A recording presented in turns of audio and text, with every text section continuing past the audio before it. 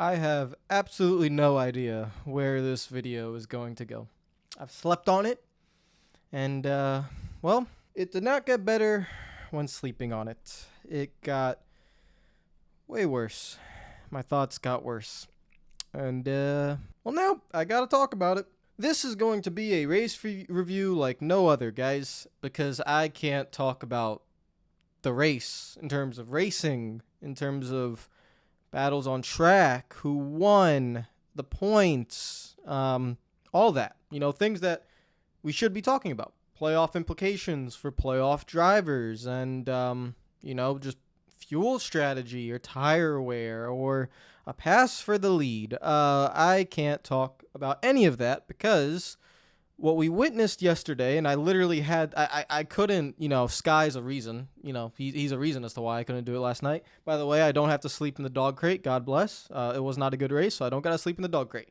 But the reason why I had to wait a day is because I felt like I didn't have my thoughts in order to say anything other than just being angry. And I don't really want to do that. So, I kind of waited, and I wanted to see some of the drivers' reactions and NASCAR's reactions to explaining things, which I have got. Scott Miller, the vice president of competition, spoke. Rodney Childress on Twitter spoke about the tire issues and gave his thoughts on it, basically about load and trying to get the car to a certain position where they can ease the load on the tires and stuff. But because of rules, they're not allowed to do that. And then you have Kevin Harvick and Denny Hamlin on Twitter just going at NASCAR and just speaking their minds. And stuff like that. So all that came after the race. I wouldn't have seen any of it if I did a race review right after. So I am glad that I waited. But guys, that was the worst NASCAR race in modern history. I don't want to say it's definite though, because 2008 Brickyard, I am willing to debate you on that. I probably have to rewatch the 2008 Brickyard because I don't remember all the details. That was 14 years ago.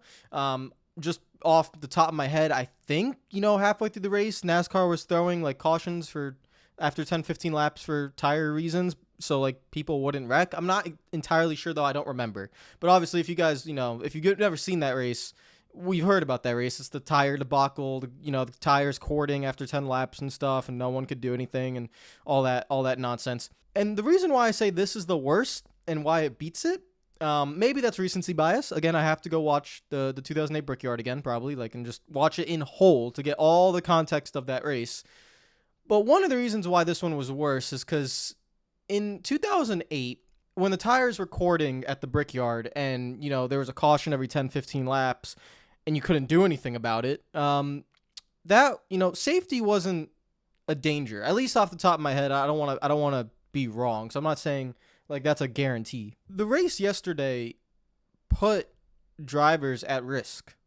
And there's a lot of context to that because it's a different car. And the tire incidents from the 2008 Brickyard compared to this, were also a little bit different. This was right rear tires going down when you're going 170 in the middle of a corner and there's nothing you can do. You're just going to hit the wall.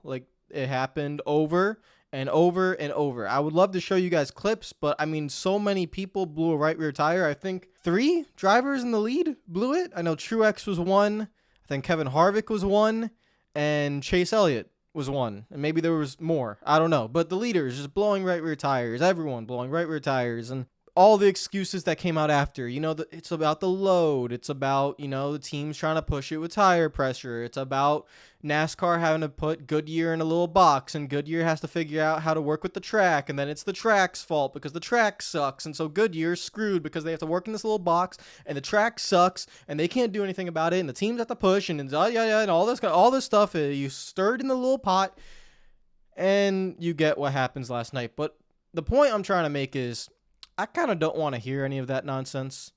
Everyone should take blame because this is a 500-mile race that happened last night.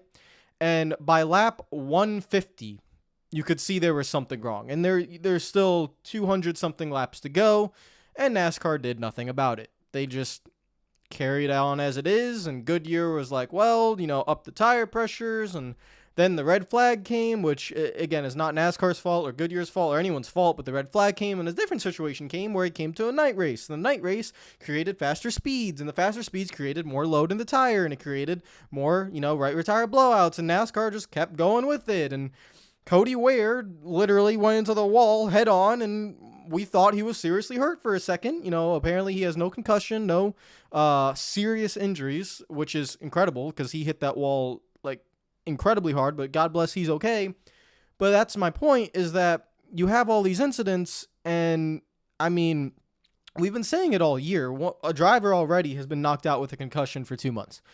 And whenever drivers hit the wall, there was one quote from last night's race. I don't remember exactly what driver it was. I think it was Alex Bowman, but I don't want to be wrong. But one driver said that was the hardest hit I've ever had in anything in my life. And it's just a simple right rear tire blowing out and the car hits the wall. It's not as violent as something that Cody Ware hit, and he'll probably tell you the same thing. That was the most violent hit I've ever had in my life. All these guys, when they hit this wall, they are in pain. Like, the energy is not dissipating from the car as it should.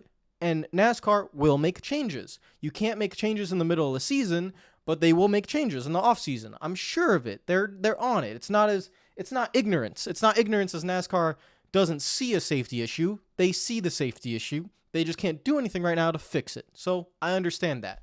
My issue from last night's race was race control. Because if you have that problem and you're putting drivers at risk and you know your car isn't, to the safety standards that you expect it to be, I felt like midway through that race, they should have made a decision and honestly compromise the race, whether that be automatic cautions after 20 or 25 laps, or trying to figure out a way teams could get more tires, but I don't even think logistically that was possible. I don't know if they had enough tires, like if Goodyear had enough tires to even give out. What could you do in that situation? But I feel like doing nothing was the wrong move, because as the race goes on, you just see more blown tires, more impacts into the wall, and it's just like watching. It was like a ticking time bomb. And that's not good when you're watching racing. You're watching Tyler Reddick in the lead with 30 laps to go, and you watch him go around the track, and usually, it's Texas. It's a boring race, right? And now I'm watching the race, and I'm looking at myself like, this car can spin, and he can get hurt at any second. At any second. And in motorsport, that's normal. But in this race, it was intensified. It was because it was literally like playing Russian roulette. You go fast, you can blow a right rear tire, and wherever you blow that right rear tire, you can go sliding up into the wall at 170 miles per hour, and God bless, brace for impact. And we saw it over and over and over and over, and NASCAR did nothing. And so when I was watching it, if I wasn't doing YouTube, if I didn't have to make a race review, if I didn't have to talk about this, if I didn't want to talk about this, I would not have watched that. I boycotted Texas races the last few years. I wasn't watching them. I watched because it's the playoffs, and I want to make a race review. I want to make content, and I want to see what happens. But with around, right after that red flag, and you really saw what was going on, like with 70, 60, 50 laps to go, and you saw Truex hit the wall, you saw Harvick hit the wall, you just saw everyone hit the wall with blown right rear tires, I felt uncomfortable. And I've said this before this season. There are certain things about this car, certain even at plate tracks like Daytona and Talladega, where I feel a little bit uncomfortable with the safety. And that race was the most uncomfortable I've ever felt. And it had nothing to do with, plate racing and the dangers of plate racing. It was simply as the tires are exploding and NASCAR's doing nothing about it, and no one seems to know what to do, and we're just putting the drivers at risk and playing Russian roulette in the premier American motorsport. I'm not really understanding why that decision was made. I didn't understand it at the time. I slept. I woke up. I walked my dog for an hour, had to go through my thoughts. I went to the gym. I came back. I sat here for 30 minutes, and then I pressed record. And nothing really came to my mind as to why they decided to do what they did and just let the race play out and say, you know what? God bless. Put the tire pressures up and hope you're okay. And, that's that. That's not the best look, especially when we have Talladega next week. And Talladega in the playoffs, it's different from Talladega in the spring. In the playoffs, we've seen some of the nastiest, heaviest, most violent wrecks imaginable because the intensity is heightened due to the playoffs. And everyone wants to get stage points and win and all that. And so we've seen some really bad wrecks. I did not think Texas would be the race that scared me more than Talladega. That was not in my mindset. And when Scott Miller comes out and he says, it could have been the load and this and that and this. We don't want to make excuses, but it could have been this and it could have been that and yada, yada, yada. You should have just apologized. And this is one thing I'm getting to with race control. This year, they have seriously pissed me off. I don't think some of them are qualified to run NASCAR at the moment, to run NASCAR race control. And Scott Miller's up there as the vice president of competition. He's made too many mistakes. When he tries to explain something, he doesn't apologize. He doesn't give ethical reasons. He uses excuses. That's what I've seen all year. That's all I've seen. And so I don't really appreciate or like how this stuff is being run.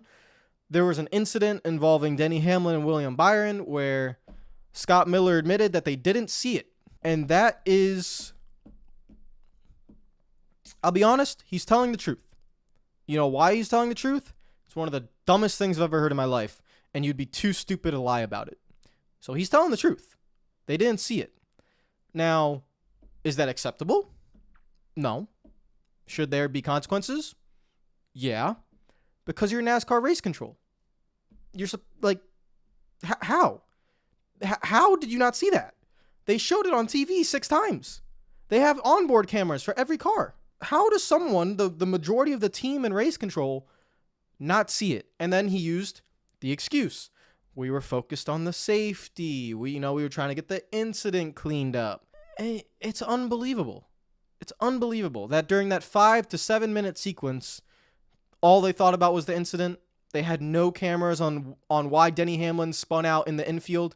They're focused on this incident. I'm pretty sure it was the Austin Cindric. Was it Stenhouse that got up in the wall and Austin Cindric had to miss him?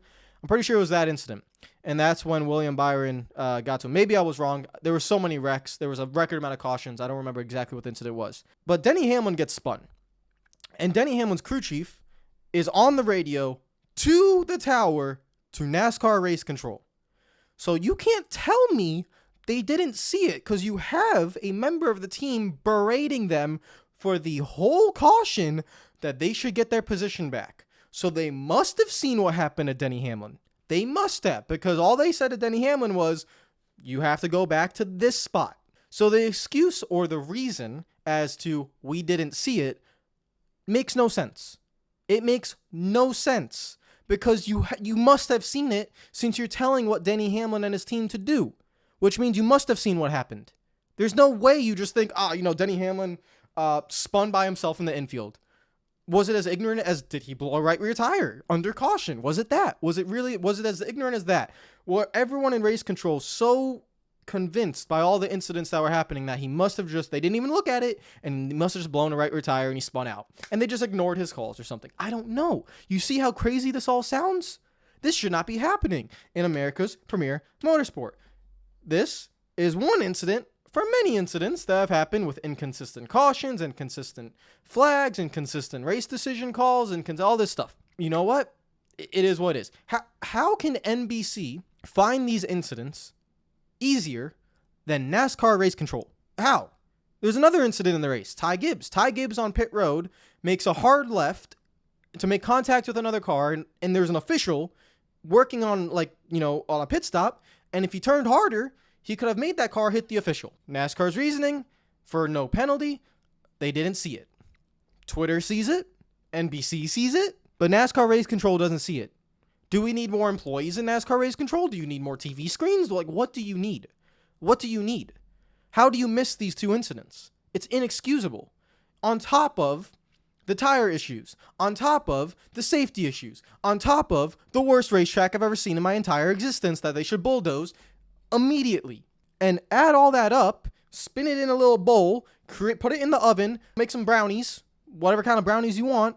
It comes out and it looks like a turd. And it's the worst NASCAR race I've ever seen in my life. That's why it beats the 2008 Brickyard 400 in my opinion. Because I've never seen this much incompetence in one race. And hopefully you guys can see, I'm not mad or angry. I'm not losing my brain or whatever. I'm trying to explain and talk about this in a competent way. Because this is unacceptable on every level. And they can't keep getting away with it with there being no consequences. I just don't understand this nonsense. Is it wrong to call for someone's job? Yeah. But how is there no consequence? Scott Miller is just going to go and live his life and there'll be no consequences for the nonsense that he's running up there in race control. It's unacceptable on every level. It's just ridiculous. It's just ridiculous. And the drivers are pissed off. They're trying to speak their mind as much as they can. But, you know, what can they do? NASCAR doesn't listen to them in the first place. NASCAR listens to Goodyear because Goodyear writes the fat check. So NASCAR is going to tell Goodyear, you make the calls here. Okay, that's that. Other decisions, they listen to NBC and Fox. They don't listen to drivers and teams.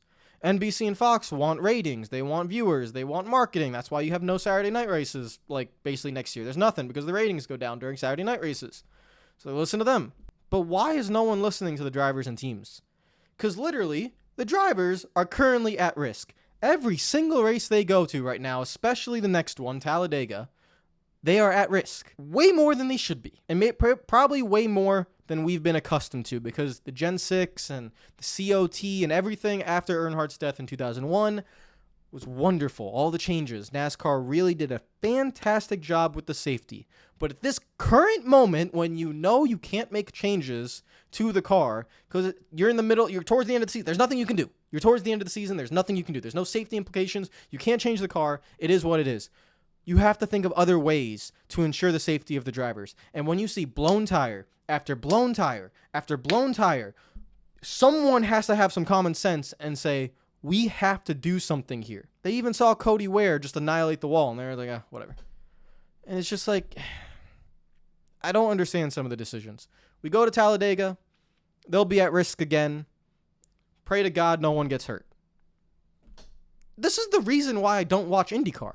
The reason I don't watch IndyCar is because they go 230 miles per hour. I know they don't go to a lot of ovals anymore, but when they go to the ovals, they're going 220, 230 miles per hour, and a slight little bit of contact. That car could fucking fly into the fence, and I'm terrified.